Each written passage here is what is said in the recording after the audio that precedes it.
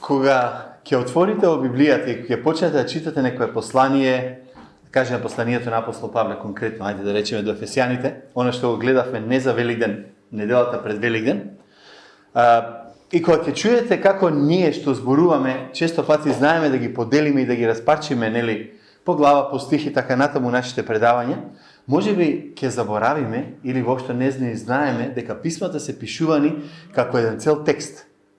Како писмо кое почнува од почеток до крај како една цела целина и потоа заради, да кажам, да ни се најде нас полесно да се снаоѓаме, е поделено во глави и во стихови. Колку и да ви звучи чудно што ќе го кажам ова, поделбата на глави и стихови не е боговдахновена, туку некој човек ја направил, луѓе ја направиле за полесно да се снаоѓаме. Замислете ја прва Мојсеева 40 и кусур глави, ако треба чека да видиме на која страница беше, во кој превод каде се наоѓа. Затоа се дели на глави, на стихови кои отприлика велиме дека држат одредена тематика или одредена, кажеме, одредена вистина поучуваат во самата Библија. Тоа е случајот и во посланието до Ефесијаните. Напишано е како писмо, едно цело писмо кое потоа е поделено по глави и стихови. Затоа што е поделено по глави и стихови, некој пати знаеме да се збуниме во толкувањето или да извлечеме погрешни заклучоци. Ајде одаме чекор понатаму. Во Библиите многу често ќе видите, да речеме, има наслови. На самиот текст има некој насловче одозгора. И тој наслов исто така не доаѓа од Библијата, од оригиналниот библиски текст. Тој наслов е ставен кога преведувачот сакал да подели за полесно да се снаоѓате. Ова како вовед го давам, кога ќе погледнете во посланието до Ефесијаните во 5 глава, предминатиот пат, значи минатиот пат беше Великден, тој пат пред него зборувавме за Ефесијаните 5 глава и почнав од почеток и во нашиот македонски, во овој синодалниот превод што е нели што го имаме, се стои вика во 5 глава започнува со наслов да се живее во светлина и потоа тоа тера заедно така до стих 20 и потоа во 21 стих насловот од згора вика жени и мажи. И продолжува текстот понатаму. Јас решив да го поминам, ние го минавме овој текстот до 20 стих, ама сакам денеска да го прочитаме малце поинаку текстот, да не ја правиме поделбата што има внатре. Зошто? Затоа што денеска мислам да зборувам за нешто за кое не сме зборували многу давно. Малку за бракот. Малку за бракот. Како така. Зошто го зборувам ова? Дали тоа што имаме немажени, неженети, веќе самци и така натака, вдовици и т.н. во црквата и плюс веќе многу добро ми дојде од 5 глава зборував и викам ајде ќе ја завршам до крај. Ако го читаме текстот како што е тука во Библијата, кај нас поделен, треба да почнеме од стих 21. Ама јас сакам да почнеме од стих ајде да кажеме стих почнеме од стих 18. Од 17. Затоа немојте да бидете неразумни, туку распознајте што е волјата Божја. И не опивајте се со вино во него во кое има разврат, но исполнете се со дух. Разговарајте меѓу себе со псалми и славословија и духовни песни пеејки, воспевајќи го Господ во срцата ваши, благодарејќи му секогаш за се на Бога и Отецот во името на нашиот Господ Исус Христос. Покорувајте се еден на друг во страхопочит Божја.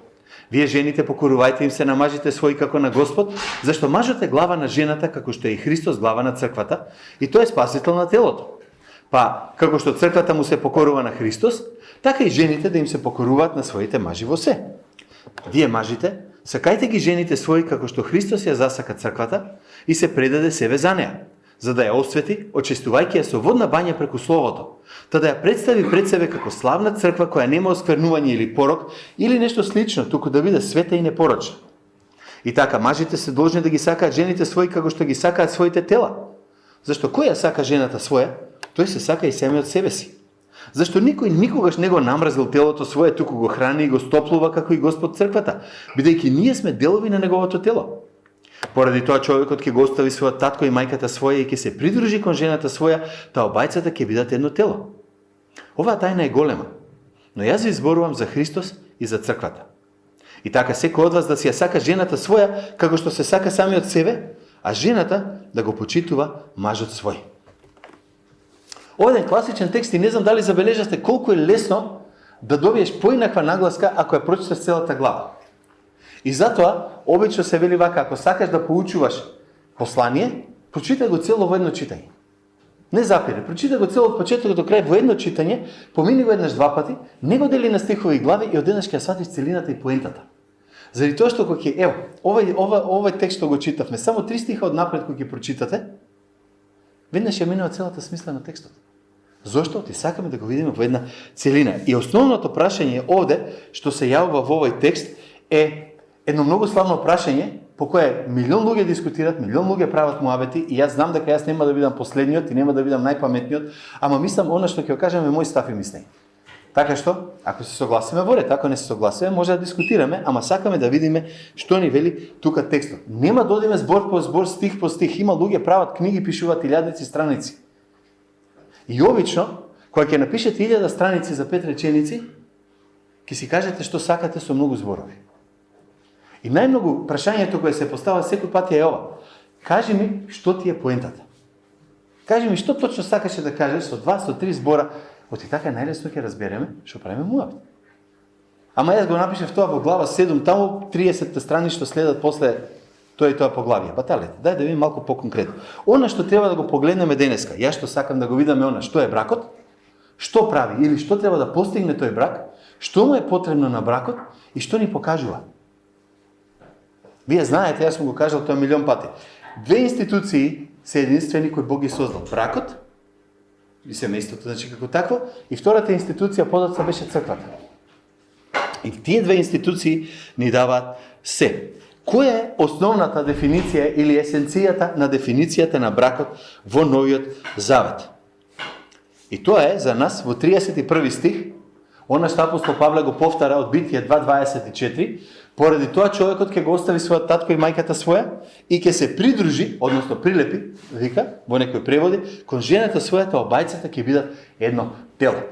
И овде најчесто, во многу текстови кои ќе чуете ова. Напуштање, прилепување.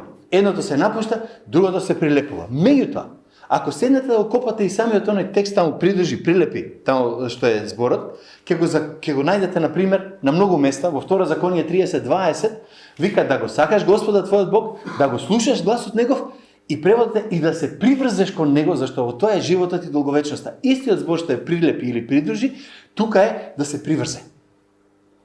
И мнозина кои ги познаваат старозаветните текстови, мнозина кои ги знаат уствари Библијата и хебрејскиот, далеку поарно од мене, јас не се правам познавач на тоа, ќе ви кажат дека уште во самиот овој збор е содржана идејата на завет.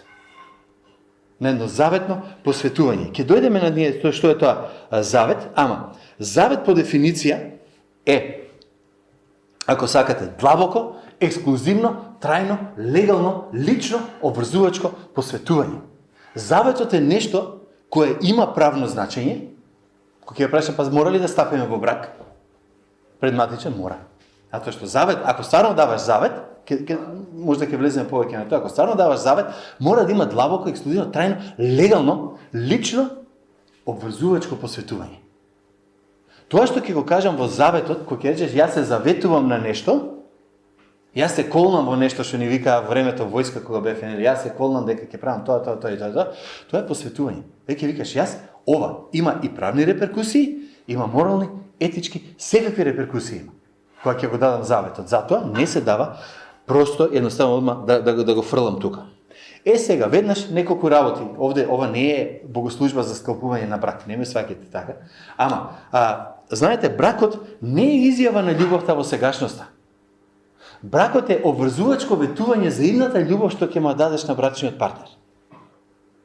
И тука многу се греши. Кога бевме сега во Сарајево, во Босна, ние само што завршивме до Пладне, таму се тргнавме назад, веќе имаше спремено за свадба од некои 700 луѓе што ги чекаат да им дадат една огромна сала, имаше таму свадба права.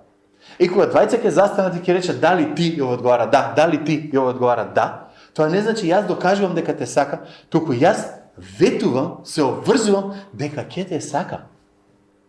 Во иднина, кога нема да си засакање.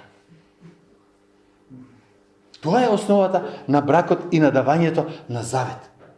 Инаку, ако бракот беше само изјава на љубовта во сегашноста, што правиме? Сегашноста ќе помине, не можеш да ја вратиш, а во иднината немаш ништо. И останува дупка, останува нешто празно. Тука. Ова е многу битно. Ова не е ветување, јас се чувствувам Многу убаво. Како се чувствуваш? Многу убаво се чувствувам и јас ветувам дека вака ќе се чувствувам од сега па натаму. Не можеш да ветиш дека ќе се чувствуваш исто како на денот на свадбата целиот живот. Не можеш. Еден човек сега на конференцијата кога бевме таму, спомна истото вика се случи и со нашето ветување. Боже, јас ќе те следам, ќе те пратам целиот живот, ти ветувам дека од сега натаму ќе стојам врз тебе. И ја цитираше една изјава на оние Алкохоликс Анонимус, знаете, анонимни алкохоличари, каде што вика едно од тие 12 точки нивно одвикнување, вика јас не можам да ти ветам дека нема да пијам утре. Ама ти ветувам од денеска нема да се напијам. Како можеме да дадам ветување од сега за 30 години дека на исти начин ќе се случува нешто? Кога многу работи не зависат од мене. Јас не можам да кажам за 30 години ќе бидам во брак, од каде знам дека еден од нас нема да замине кај Господа во тоа време. Тоаш моето ветување е лажно и не држи. Не стои тука. Значи во таа смисла го зборуваме. И ова е есенцијата на бракот, за која суштината на бракот, за која зборува уствари Библијата. Она е завет. Денеска никој не разговара и не зборува за завет. Денес се зборува за нешто што е наречено хемија. Ако има хемија помеѓу двајца, ако вика постои хемија, некоја привлечност, нешто, тоа е доволно за да можеме ние да стапиме или да кажеме ова ќе биде брак. Сега, ќе ви текне на вас постарите, што сте тука собрани. Пред да почнат бракови да склучуваат во црква, во ресторан, ваму таму, нели кој како сака, нели да дојде матичарот, имаше матично во Скопје, ви текнува. Таму доле крши фонтана во градски парк, една стара барака имаше таму, цвеќара имаше до неја. Ке се сетите? На таа барака имаше еден надпис кој јас го имам некаде фотографиран, ама не можев да го најдам да ви го покажам. Огромен надпис на кој пишуваше моногамија еднакво монотонија. Графит беше, еден голем графити беше напишен таму моногамија еднакво монотонија. Тоа ви е местото каде што одевме ние да склучиме брак. Значи, доаѓаш го гледаш и си викаш, ако ова вака, шо барам ја знати? Нели, да го направам тоа. Зошто е ова? Идејата, што е идејата? Страста, сексуалната привлечност, хемијата е таа што треба да не држи заедно. Ке не собере, ке седнеме тука заедно и тоа ќе ни даде нешто среќа и радост до крајот на животот. Сега, бидејќи бракот е нешто обврзувачко, се сеќавате кога двајца стапуваат во брак, ќе дојде тој матичарот и им чита член тој, нели таму што се случувало, разбирате? Никој не разбира, ама да, разбираме сите, супер, одиме дале. Ама тој всушност, што всушност тој вика? Бракот ви е некој легален, обврзувачки однос во животот. И бидејќи е легално и обврзувачки, се што се случува во бракот е врска, значи е досадно, значи нема хемија. Бракот значи ја уништува радоста во живењето заедно. Таков е силогизмот. Зашто да стапиме во брак кога сме си ние и вака среќни? Например, нели, иначе бракот треба да ја уништи страста, ќе ја уништи спонтанноста, бидејќи е нели легално некоја си институција, и тогаш ние немаме ништо. Затоа вика бракот не е интересен. Статистиките на светско ниво, на европско ниво покажуваат дека во западните земји разводите опаѓаат. Алелуја. Ама опаѓаат затоа што има многу малку склучени бракови. Луѓето живеат без да стапат во брак. Нема да зборувам за тоа сега, друг пат може би ќе зборуваме, ама живење заедно, без стапување во брак е клиентелистички однос. Класична клиентелистичка поврзаност и договор, но тоа е нешто, ако ви интересира, може да го правиме понатака тој муабет, а не тука. Значи, заветот е многу повеќе отколку хемија. Заветот е многу повеќе од чувство, како се чувствувам сега и во овој момент. Ај замислете си ваква ситуација, сите што сте во брак, или сите што сте биле во брак, се едно. Ако некој ве праша сега, јас сум 34 години во брак, дали и денеска, чувството што го имаш према жена ти, е исто такво како првиот момент кога се сретнате дечко и девојка бидете. Значи, она електричност, чувство на поврзаност, на леле, не можам да живеам без неа и така натаму. Што ќе ми одговорите? Во известна смисла, да. Ама во известна смисла се надевам дека е не. И сакам да објаснам зошто. Оти тоа што толку е возбудливо и електрично во таа личност на која мислиш дека е најдобро, психолозите го нарекуваат его. Знаете зашто го нарекуваат его? Затоа што вика, ти си привлечен кон личноста, бидејќи викаш, ова е најубавата, најдобрата, најсладката, најфината личност што можам да ја запознам, и таа личност се интересира за мене. И во тој однос, колку и да не кеме, јас сум главниот. Јас сум. Зошто? Затоа ќе реагира на тебе, одговара на тоа што ти го правиш. Ние сите имаме една длабока потреба за афирмација, некој да каже, овој човек вреди. Некој се заљубил во мене. Знаете, јас сум достоен некој да ме сака, кој знае колку.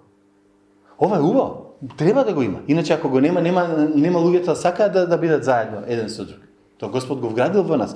Ама не може да биде се. Бидејќи ова не е љубов. За всушност на вистина да сакаш некого, тука зборува дека треба да си спремен да го дадеш животот за таа личност. И тоа е далеко посилно отколку хемија и далеко посилно отколку ајде да направиме договор. Или ајде да бидеме заедно додека има страст. А тоа што треба малку, многу повеќе од тоа. Значи, што ни треба, како да се развие таква страст и возбуда кон другиот, што ќе ме држи 30-40 години од денес. 50 години. Додека смртта не раздели, што вика Библијата. Тоа е, нели, што кажува Словото. Првото, мора вистински да ја запознаеш другата личност. И уште сега ќе ви кажам нешто, обидете се паралелно да размислувате. Размислете како тоа ќе означува, ако Христос вели дека верните се невестата, а тоа е младоженецот, обидете се само онака во подсвеста да размислувате како тоа изгледа во тој нашиот однос со Христос. Само малку да ви фрлам вака. Прво, мора вистински да ја запознаеш другата личност. Вистински да ја запознаеш, идејата е дека на самиот почеток, заљубеноста, што вика е првата љубов, всушност, првата љубов е во замислената личност, а не во вистинската пред тебе. Ти го гледаш тој во кој си се заљубил и не гледаш ништо лошо. Се е совршено, се е фантастично, се е одлично, се е леле свака час, види, супер. И во еден момент ќе дојдете во конфликт. И викаш, оваа личност неќе да е таква каква што ја замислив. Ние сме 34 години во брак, па некој пат ќе рече, ја не го знаев ова за тебе. Не го знаев ова за тебе, едноставно не го мислев, не го познав. Значи, на почетокот пак ќе речем, ние се заљубуваме во идејата наша за таа личност. Ние гледаме личноста, ама се заљубуваме во идејата што ние ја правиме за таа личност. Второто нешто што ни треба, си бара време. Не можеш да го запознаеш човек денес го запознав, утре стапувам во брак, зашто ние сме многу компатибилни. И тоа не оди. Зошто? Да го запознаеш некој бара време, како вика, треба вреќе сол да изадеш со некој. Да седнеш, да разговараш, да комуницираш, што сака, што не ике, каде ни е конфликтот, кај се разидуваме, кај сме заедно, по што се согласуваме. Прости работи, да, ама ако не ги знаеме тие прости работи, нема да оди. Нешто многу важно, понатака, мора да направиш жртва. Знаете, кога влегувате во еден траен однос, мора да сте спремни да жртвувате нешто.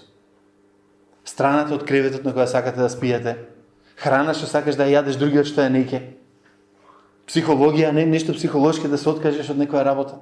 Кажеш, доста беше, јас стварно, ајде ќе се откажам, зашто за таа од другата страна. Значи, од оваа страст кон некого почва да се менува кон твоја страст, таа личност од другата страна да го добие најмногото од тоа што ти можеш да го дадеш. И тоа се менува. Значи, тоа е страст која расте веќе. Ова треба почне да оди нагоре. Ама таа страст бара како основа завет, не хемија. Завет, не хемија. Хемијата многу брзо завршува. Хемијата многу брзо завршува. Ај сакам да продолжам, оти нема да имам време да завршам. Што прави бракот? Бракот всушност прави две нешта во животот на човекот. Чисти и поврзува. Ама, зошто викаме дека бракот чисти?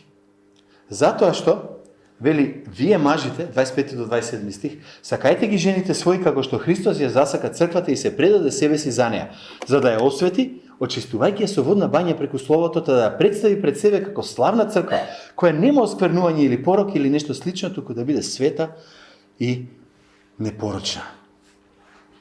Значи, која е целта кога Христос ќе дојде во твојот живот? Доаѓа за да направи промена. Што ќе се случи кога еден човек ќе стапи во брак? Треба да биде спремен дека ќе се јави промена која треба да донесе очистување. Во која смисла? Сега ќе дојдеме на тоа. Еве ја основата, сушност на бракот, како што кажал еден автор. Твојот сопружник доаѓа во твојот живот не за да ти биде спасител, туку партнер со Спасителот, за да те направи личност каква што Христос сака да те направи. И тука е разликата, кога зборувам од овде, малку ќе зборувам за она, што е разликата вика ако се омажам со верен или со неверен, или се оженам со верен или со неверен. Разликата е ќе ви фали едно нешто тука кое Господ го дава. Иначе бракот по дефиниција е благословен од Бог на самиот почеток кога немаше ни верен ни неверен. Адам и Ева уште пред да имаат избор да сгрешат или да не сгрешат, Бог го благослови бракот. Секој дете во бракот, секогаш кога нешто убаво се случува во еден брак е благослов од Господ, не е благослов од Сатана. Значи бракот по дефиниција си е благословен, ама дали ќе има полнотата е друга приказна во однос на тоа дали се верни или неверни луѓето тука, кои се тука. Значи, бракот по дефиниција ќе не промени. И таа промена треба да биде за на добро. И она што денеска често се слуша, вика, јас не кем никој да ме менува мене, јас сум си фин, јас сум си супер ваков како што сум. Тоаш не влегува во брак. Бракот дефинитивно ќе мора да те смени. Зошто? Библиската премиса е дека ти не си окей таков како што си. Од кај знам? Битие на почеток. Не е добро човекот да биде сам.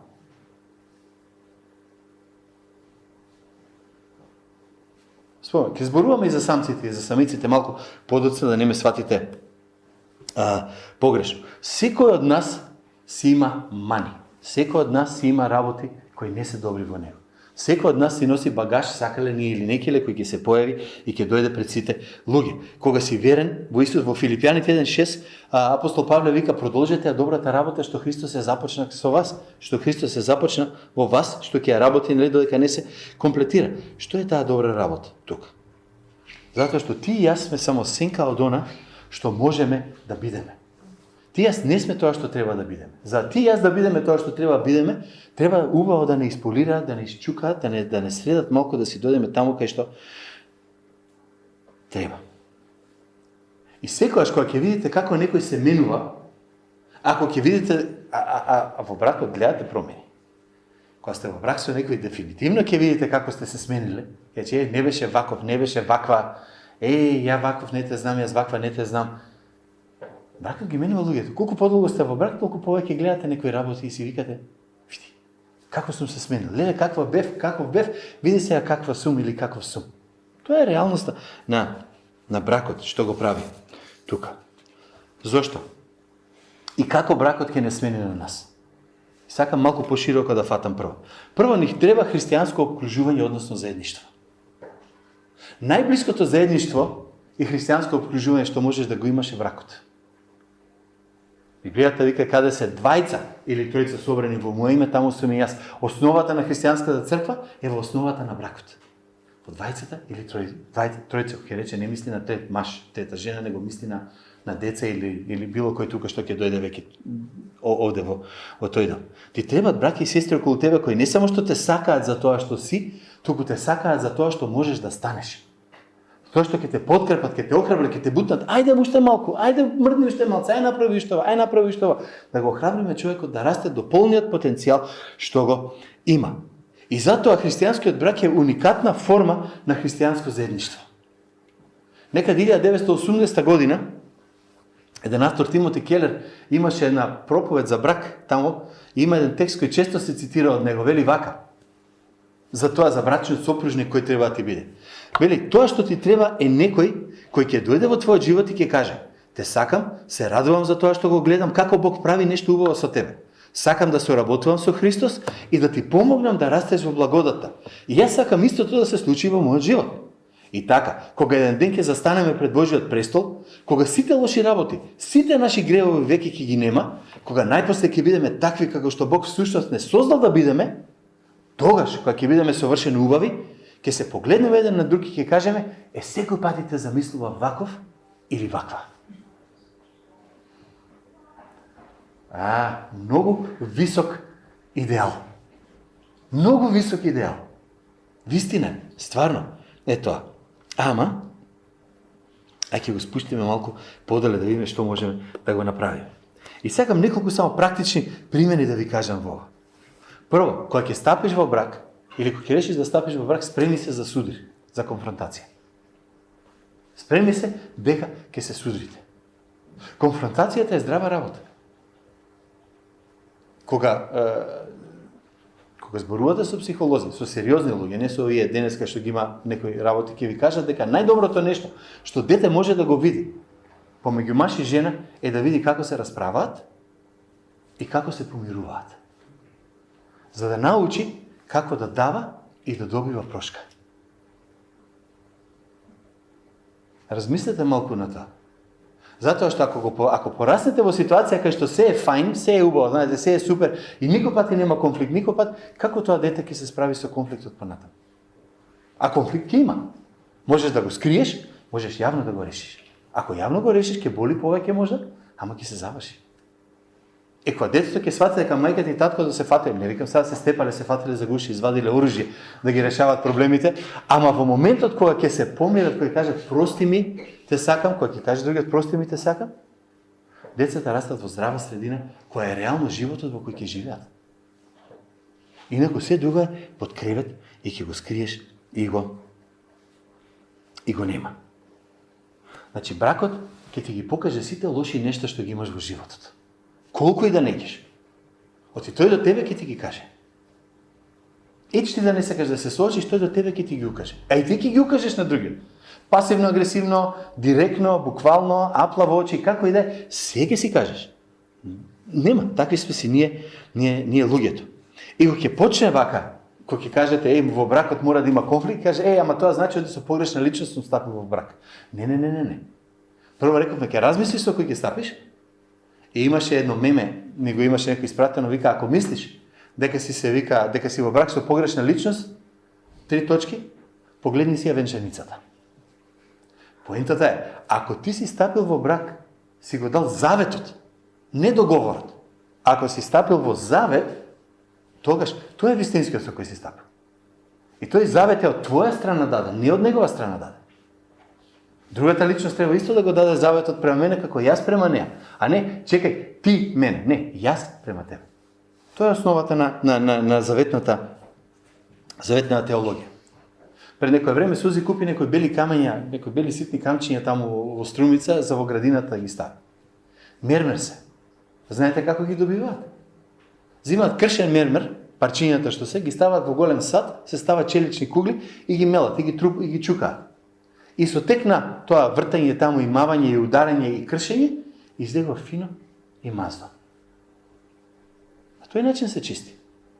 Тоа ви е бракот. Ке стават во мешалица со сите проблеми и сите тешкоти, ке се триете еден од друг, се дека нема веќе што да трие. Кога ќе се помирите, кога ќе го разберете дека тој дел е веќе решен и оди понатаму. Ајде, второ. Кого треба да го избереш за да стапиш во брак? И таа е една многу битна работа. Викаат, зар не треба да има многу голема привлечност кон оној со кој треба да стапам во брак? И тука пак ќе цитираме многу стар автор, кој викаше вака. Зошто не те привлече во личноста нешто? Зошто не би... Ај поинаку. Многу подобро е во личноста да те привлече нешто што за 10 години ќе стане посилно отколку нешто што сега му е силната страна. Ај размислете. Како ќе изгледате за 10 години? Како ќе изгледате за 30 години од денес? Кога бевме сега на конференција, Даг, што беше тука, покаже една слика од нас што ја нема видено оддамна. Од 91 година моја слика. Никој во публиката што ме знае 30 години не ме препозна. Не ме препозна, готово. Едно време, да бе ти си. Зошто го велам ова? Кога ќе се заљубиш во убавината на некој, во финансиите на некој, во статусот на некој, дали тоа после 10 години ќе биде исто? Дали после 30 години ќе биде исто? Зошто не го засакаш она што ќе расте и ќе станува се посилно со текот на време? Карактер. Не знам, некои други работи, размислете си. Отколку нешто што е тука, па пролаза. Не морам, не знам, на памет не го знаете вицот со моје хасо. Дали сакаш да си убав, нели, или глуп? Така да што вика моја. Парно глуп вика. Нели, оти убавината е пролазна. Бараме нешто трајно. Не знам, шега на страна се извинувам на босанците што ќе ме гледаат. Ама тоа е вицот. Она што сакам да го направаме да ја засакам другата личност, таа што е толку што со време ќе станува појака. Таа страна на неа. Што сакаш да ти биде оној што ќе ти биде партнер? Ако не ти е најдобриот пријател, ако не ти е најдобриот советник, многу си изгубил. Ако треба само да ти биде обожавател, заради убавината, заради статусот, заради нешто друго, кој ќе го изгубиш, ќе немаш никој. Третото нешто е дека да, треба да има хемија и привлечност, ама за нешто друго. Во која смисла? На почеток убаво е да го сакаш некој заради сумата на тоа што е. Млад, убав, привлечен, со голем потенцијал, со не знам си што. Седна. Океј. Ама за 10 години понатаму, што мислиш, што од сите тие карактеристики ќе почитуваш и ќе сакаш? Која карактеристика ќе ти биде најважна? Ти е многу убав. Ами, ќе промени убавината, што ќе направам? Ќе најдам некој поубав? Како тоа ќе го решиме? Да, хемија, нормално е. Мора да бидеш привлечен према некој пред да речеш да, сакам да го минам животот со тебе. Ама истовремено мора да е некој, пак ќе речем, за кој ќе речеш за 10-15 години, овие негови карактеристики ќе бидат појаки, посилни, помоќни. Тоа ме привлекува, тоа го сакам бидејќи тоа расте кон подобро. А некои други работи ќе одат надолу и така натаму. Сега, другото нешто што бракот прави е ги поврзува работите. Сега ќе дојдеме оние малку опасни води што ги викаат. Зошто? Бракот треба ги собере мажот и жената заедно. Интересна е Библијата како ги поврзува мажот и жената. Денеска многу се зборува за род. Денес многу се зборува за родови улоги и така натаму. И овој текст е многу интересен во тој контекст, бидејќи дава една малку поинаква слика на која сме научени да ја кажуваме. Дали сте либералец, мислам во смисла на чекај, ја ќе ти кажам што ќе правиме, или овие ептен конзервативци, како било одамна, секој пат цел живот така ќе. Тука. Библијата ги дефинира мажот и жената како уникатни и различни. Библијата вика дека ти си уникатен и ти си поинаков. Ова е многу важно. Затоа што ако некој ќе ми каже жената мора да биде маж, мажот мора да биде жена, јас викам чекај, ние мешаме баби и жаби. Ние мора да имаме уникатни улоги. Какви се? Дозволете ми, ќе кажам, не рипајте одма. Ама реалноста е дека ние мора да ги сватиме разликите дека постојат. Не може не, се е едно. Трансджендер идеологијата всушност сака да избега од тоа дека може да постои фиксна, непроменлива разлика. Постои. Колку сакате и неките. Библијата ги сваќа нашите разлики многу сериозно. И што е многу интересно, што е многу прекрасно за Библијата, многу брилјантно, ако сакате да кажам за Библијата, е дека таа дава само еден единствен принцип. Еден. Нема толкав учебник за идеологија. Еден единствен принцип и тој е основен и вика кој е главата. Само заслушајте, ќе дојдеме на тоа тука. Бидејќи има неколку работи кои ние на кои секој пати скокаме.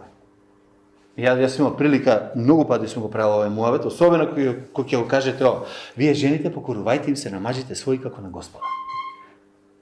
Тука станува бунт. И веднаш сакам само едно да ве предупредам. Ово е ќе ве замолам всушност.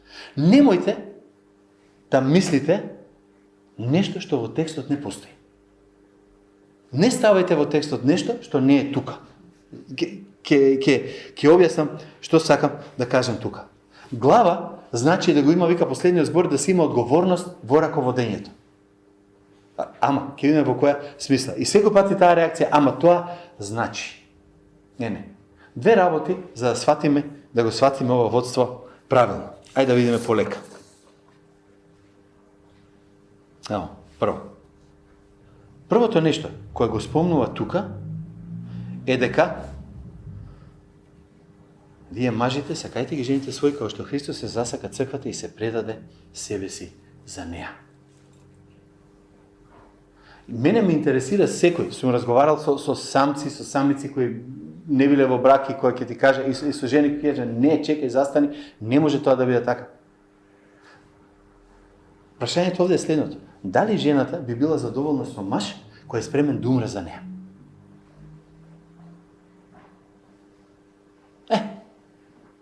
Ако сакаш маж кој е спремен да умре за тебе, мора да биде спремна да каже во ред, го прифаќам твоето водство.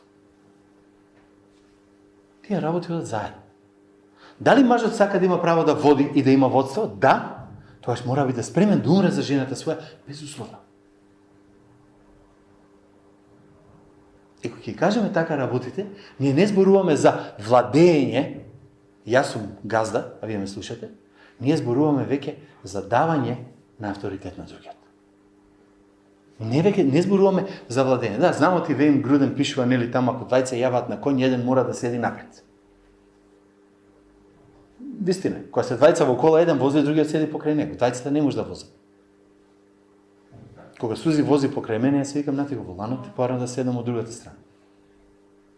Не ќе некој да ми каже што да правам. Тоа е, мислам, во таа смисла. Сега, кој е тука принципот? Зошто го зборувам ова? Принципот е дека сопругот никогаш не прави ништо за свој бенефит. Сопругот не ги прави решенијата, не ги донесува решенијата за своја полза. Ова е многу важно и многу опасно. Ако седнете да размислите, тоа на мажот става толкава одговорност пред Господа, што некој може да каже, не, е поарно да не стапам во бракот, одговорност е многу сериозна што ми ја ставиле на мене. Да, привилегијата е да го имаш последниот збор, одговорноста е да застанеш пред Бог и да кажеш што направи со него. Па ајде да те видам. Не е само ајде што и како ќе правиме. Значи ова е принцип секој пат. Сопругот не прави нешто во бракот кој треба да биде за негова полза на сметка на жената или на некој друг. Сега, ако ние излеземе да купуваме фрижидер, едниот сака горење, другиот сака Samsung, нели? Нема да биде, Мило, знаеш ти дека во Ефесијаните 5:22 пише дека јас сум главата, ќе купиме горење, она вика, не, во 5:25 пишува дека треба да ме сакаш, па ќе купиме Бош. Не е тоа поентата. Нема да знаете, основниот принцип е дека Библијата не може да се противречи сама на себе. И не може да каже едно нешто во еден стих, во другиот да го порекне тоа и да го фрли. Значи, единствената ситуација кога мажот го има последниот збор е кога смета дека го прави најдоброто за двајцата. Тоа е единственото место. И нешто многу важно тука ќе кажам, во Библијата нема културолошки детали во однос на овој принцип. Сакам да бидеме овде многу јасни.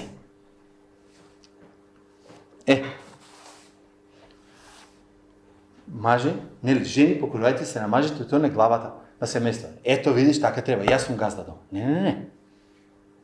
Не е тоа тука што го вика. Знаете, нигде не пишува дека ако така било во мојот брак, кај мојот татко, треба биде кај мене. Например, мојот татко никој пати пари не носеше во джеп. Мајка му викаше за 100 денари некој ќе те отепа некој пат и не можеш пари да му извадиш. Она кодеше во град, например, ќе земе пари за автобус натака, за пари за автобус назад. Бареба, нема, не ги чуваше. Ќе доеше дома, од која памтам како дете, ево ти ги, бера парите и толку беше. Он не се занимаваше за тоа. Татко ми готвеше. Ми знаеше да седне да готви дом. Знаеше да седне да пече леп. Ништо од тоа не правам јас. Дали тоа ме прави полош маж отколку татко ми? Ај размислете малку на тоа. Ама така било кај нас во фамилија, па што? Тоа значи дека треба сите да го направат тоа исто, така го во Библијата пише и така треба биде. Дај да најдеме стихче, текстче да видиме како тој принцип ќе дојде тука. Ние немаме форма. имаме слобода, која вика, финалната одлука за семејството, за доброто на семејството, ќе ја донесе мажот. Ако во тоа се согласиме, се друго е веќе културолошки. Знаете, низ годините колку кавги расправи имаше, дали смее жената да работи, дали доди на работа или да седи дома, дали жената треба да биде врзана за фрижидерот или има право да гради кариера која ќе биде повисока или подобра од на маши. Тоа се културолошки работи кои немаат врска со Библијата. Библијата не го бара тој и не вика вака ќе оди. Немојте, кој ќе сте во брак или некој кажете, кај мене дома вака беа работите, кога јас растев. Е добро де. Кај другиот дома биле поинакви работите кога растеле. Некој немал дома во кој гледал како расте. И сега што? Не е тоа библиски. Немојте да мешате библиски норми и културолошки норми. И затоа овој текст многу често лошо се разбира и се гледа од културата во која влегувам. Ако треба мажот да каже вака и никако, ето гледаш, жените ќе кажат, Библијава ги потиснува жените. Ако е пак другата крајност, јас сум бил во фамилија кај што мајка ми ја малтретирале цело време, сега на жена ми ги дам сите права, што сака нека прави. Срамота. Се откажуваш од прерогативот да водиш и да можеш да водиш на начин на кој жената ќе ужива и ќе живее како што треба. Тие две крајности не смееме, пак ќе речем, не смееме културолошкото да го внесеме во ова. Знаете што пишува? Вели, покорувајте се еден на друг како? Во страхопочит Божја. Покорувајте се еден на друг. Жената нема покорна само на мажот. Мажот е исто така покорен према неа. Но кога вика, јас сметам дека ова е најдобро за семејството, мора да биде, окей, ќе биде така. Ама, земи си одговорноста со решението. Двете ги зимаш да ги носиш заедно. Сега сме на трета точка. Што му треба на бракот? На бракот му треба Божиот Свети Дух. Ако ќе дојде тој Духот на вистината, ќе ве упати во сета вистина, но од себе нема да зборува, туку ќе говори што чуе и ќе ве најави днината. Тој мене ќе ме прослави. Времето ми истекува. Значи, имаме еден стих таму во 21 и веднаш после тоа жени покорувајте се на мажите своји. Како мислиш одеднаш, превод има тука во Ефесијаните и ќе рече од кај се појави ова. Што вели тука Библијата? На бракот му треба Светиот Дух, за да може мажот да свати и да каже, дали ти си свесен дека Бог толку те сакаше тебе, дека Христос толку те сакаше, че беше спремен да умре за тебе? Свесен ли си ти дека да не беше Божјата милост и благодат, ти ќе беше изгубен за цел живот? Свесен сум. Ако си свесен, на тој начин како што Христос ја љубеше црквата и тебе, така ќе љубиш и твојата жена. И тоа единствено ќе ти го даде Божиот Свети Дух. Зошто? Затоа што ќе имаме начин да се потпреми и да побараме од Него нешто како помош, овде што е тука спомнато.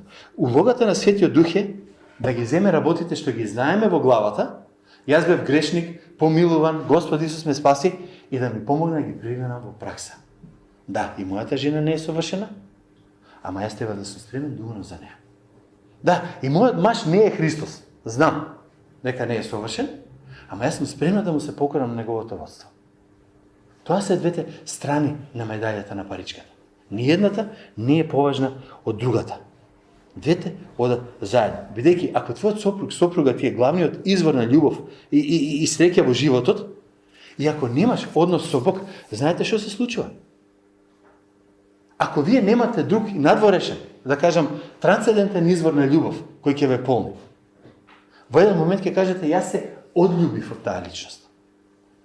Зошто? Затоа што она не ми дава љубов, таа не ми одговара со љубов, тој не ми одговара со љубов, јас дадов се што можам, веќе немам што да дадам, јас си одам од оваа заедништво. Знаете што е филантропија? Сте чули некој пати? Го сте чули тој збор? Филантроп е човек кој многу заработува и многу дава за социјални, да кажеме, работи. И не дава пари оти данок ќе му симнат, иако им симнуваат, и не дава пари само да се чувствува добро, туку затоа што јас имам многу, можам да дадам и да не ми се осети. Има автори што кога зборуваат за бракот, зборуваат за љубовна филантропија. Мене Господ толку многу ме сака. Мене Господ толку многу ми простил. Мене Господ толку многу ми дал, што јас можам да дадам од тоа и да не го осетам.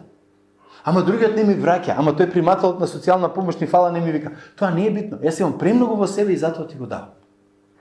Јас изобилувам од духот, јас изобилувам со таа радост и среќа и благословство што Бог ми ја дава на мене и ќе ти ја пружам тебе без разлика дали ти ќе ми вратиш или не.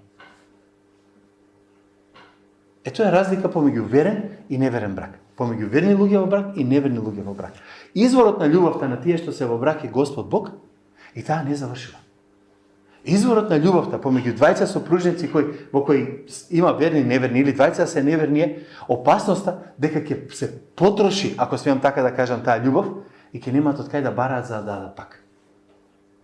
Барем така јас го сваќам ова тука. Од кај да го добиеме ова? Од кај да добиеме нешто вакво? Па јас мислам дека Библијата многу добро не изборува за тоа. Ако го сакам Бог повеќе, отколку што си ја сакам сопругот или сопругата, тогаш многу повеќе ќе ги сакам и сопругот и сопругата. Ако не ги давам на тој начин, ќе изгубам многу. Има луѓе кои се неверни, кои имаат добри бракови, ќе завршам сега. Затоа што без разлика дали го знаат тоа или не, се спремни да се жртвуваат во тој брак. Има неверни луѓе кои имаат добри бракови. Има луѓе што во црква не припаруваат и имаат прекрасен брак. Не викам не. Заради Божја благодат и заради тоа што ги живеат принципите кои Бог ги дал, иако не викаат дека се библиски принципи. Тоа е реалноста и фактот. Ако не верувате, проверете, ќе видите. Значи, секогаш, кога ние функционираме преку Божиот Свети Дух, ние го сакаме сопругот и сопругата не затоа што се најубавите и најсветите луѓе кои заслужуваат да ги сака некој, туку затоа што како Господ ме возлюбил, јас го давам тоа на другите. И само 2 минути што ни покажува на нас бракот. Вика, ова е тајна голема. Јас ви зборувам, вика, за Христос и за црквата. Без да бидам разберен погрешно сега, Сузана ме предупреди, малку испомнам што ќе зборам и она ме предупреди, вика, гледај да објасниш да не направиш грешка. Бидејќи апостол Павле зборува за Христос и за црквата, овде, и ги споредува со бракот помеѓу двајца сопружници. А знаеме дека бракот на Христос и на црквата ќе се случи во последното време, нели, кога Христос ќе грабне црквата, тогаш можеме да кажеме дека во известна смисла бракот на земјата е предпремиера на вистинскиот брак што ќе го имаме со Христос.